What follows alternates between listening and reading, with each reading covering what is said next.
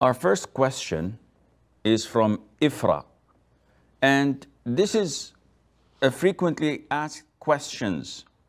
She says, are bridal and baby showers allowed in Islam?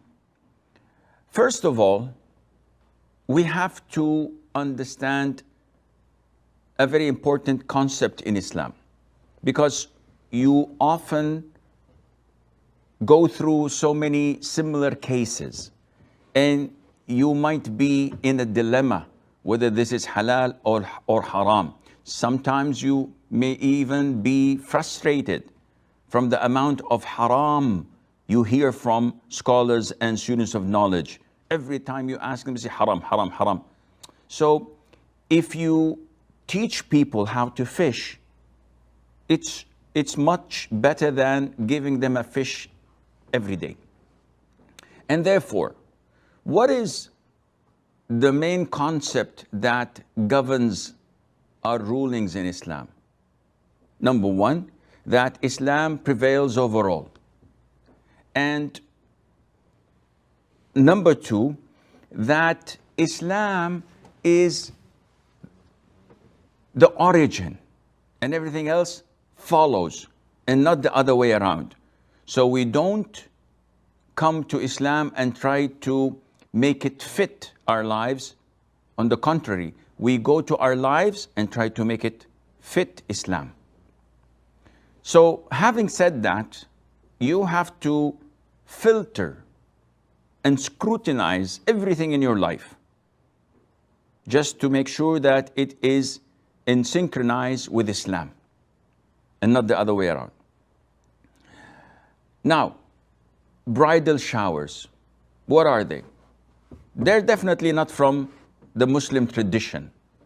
Okay, wearing your watch is not from the Muslim tradition. Riding a car is not from a Muslim tradition. Using your PDA or coming on TV is not from the Islamic tradition.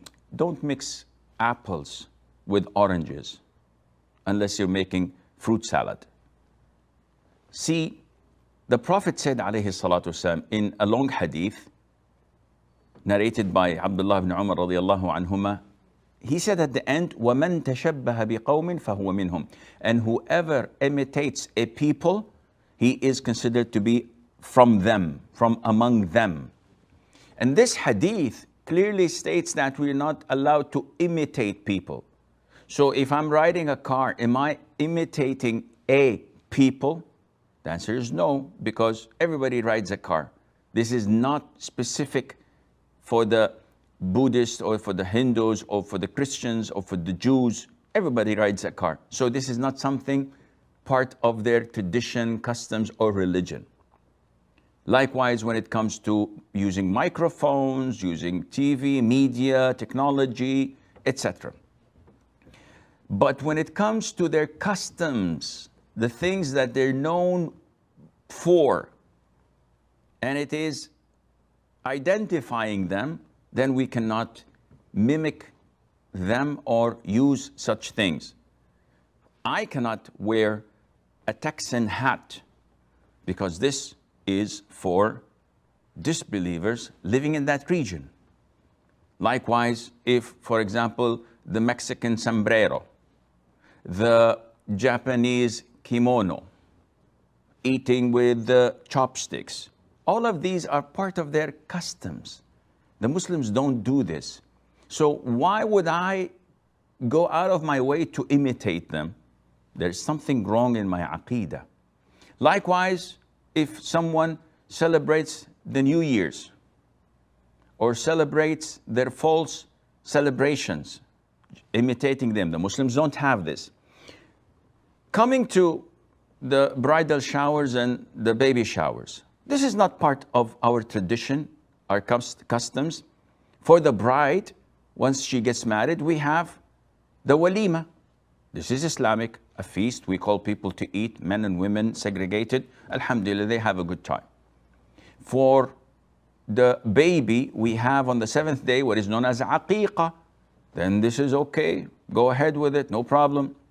Now, when we come to bridal and baby showers, we find that the origin is un-Islamic. It was in the 19th century, they used to compensate the bride with some gifts because of the dowry she had to pay.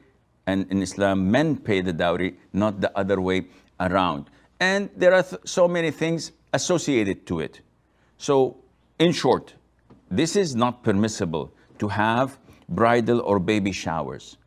You want to visit the bride-to-be and give her gifts? Go ahead, but don't throw a party and don't call the party bridal shower.